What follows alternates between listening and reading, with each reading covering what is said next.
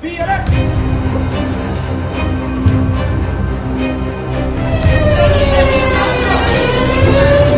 Mock drill करेंगे तो हम उसमें क्लियर दिखाएंगे बॉम्ब थ्रेट में हम क्या कर सकते हैं, हमारी क्या एक्टिविटीज़ होंगी, हमारी क्या एक्सपर्टीज़ हैं। पब्लिक को हम अवेयर करेंगे कि अगर मैदान में हो तो कैसे आपको शेल्टर लेना है, अगर घर में हो तो किस कोने में आपको शेल्टर लेना है, अगर बॉर्डर पे हमारा फौजी लड़ेगा तो घर की रखवाली हम करेंगे। वहाँ से जैसे 19 जिले आइडेंटिफाइड हैं, जिसमें एक जिला ए कैटेगरी में है, 2 जिले सी कैटेगरी में है, रेस्ट सभी जिले बी कैटेगरी के हैं।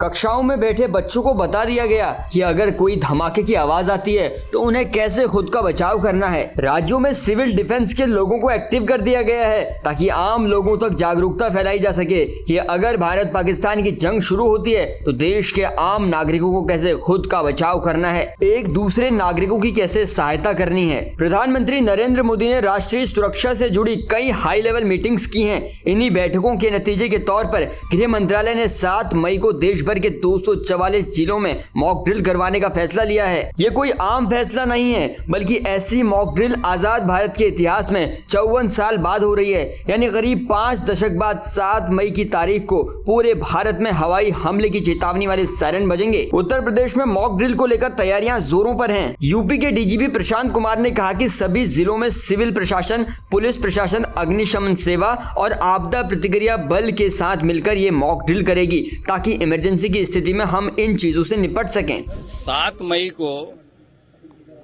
सिविल डिफेंस के मॉक ड्रिल के संबंध में निर्देश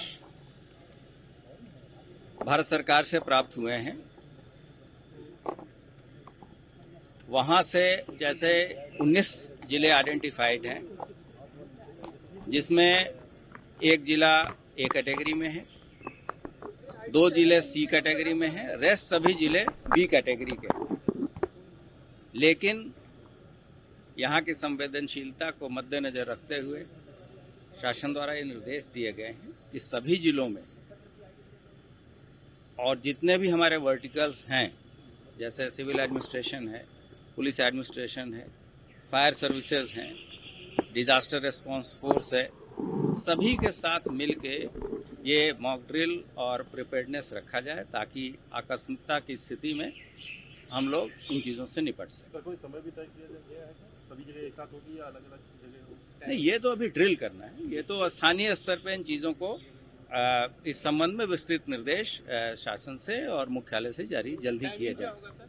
समय के बारे में वो स्थानीय लोग इसको तय करेंगे, या अगर कोई भारत सरकार से कोई केंद्रीय अगर सेंट्रलाइज कोई शासन के आदेश आते हैं भारत सरकार या शासन से, अदरवाइज अभी तक तो यही है कि कल किया जाना है और सभी वर्टिकल्स मिलकर करेंगे। नहीं, ये आप कहो क्या होना है क्या नहीं होना, हमें मॉक ड्रिल का आदेश है। हम एक डिसिप्लिन टीम है, हमको मालूम है what to do and what not to do.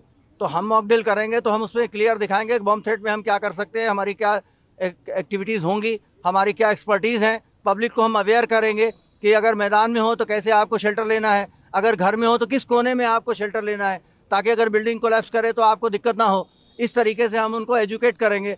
अगर आपका जो है ब्लैकआउट का अनाउंसमेंट होता है, हम सायरन भी बजाएंगे, तो ब्लैकआउट में आपको फिर इन्वर्टर पे ध्यान देना होगा, क्योंकि शटडाउन तो कर देगा सरकारी विभाग, लेकिन इन्वर्टर तुरंत लाइट ऑन कर देता है, तो उसको भी हमको देखना होगा। सायरन बजते हम इन्वर्टर को भी ऑफ कर दें ताकि ब्लैकआउट होते वक्त कंप्लीट ब्लैकआउट हो जाए।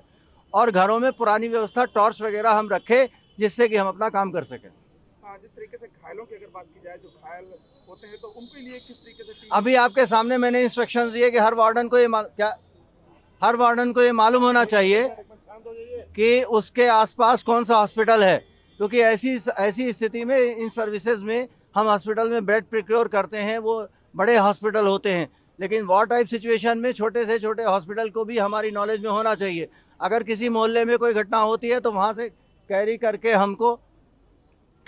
हमको नियर बाय हॉस्पिटल में उसको ट्रीटमेंट देना होता है। लेकिन फर्स्ट एड की ट्रेनिंग हमारे वार्डन्स जानते हैं। ये मौके पर अगर आदमी का आर्म फ्रैक्चर है, लेग फ्रैक्चर है, तो उसको कैसे संभाल के खपच्ची बांध करके स्ट्रेचर पे ले जाके हॉस्पिटल तक पहुंचाना है, ये बेहतर जानते हैं।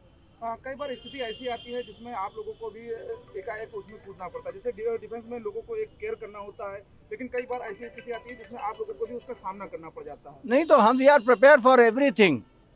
Nation comes first then our family. हमारी परिवार ही नेशन है। हम वॉलेंटियर हैं सर, हम नौकर नहीं है किसी, ना हमने कोई तनख्वाह लेनी है, लेकिन हम देश के लिए ही सिविल डिफेंस को ज्वाइन किए हैं और देश के लिए ही मरेंगे। अगर बॉर्डर पे हमारा फौजी लड़ेगा तो घर की रखवाली हम करेंगे।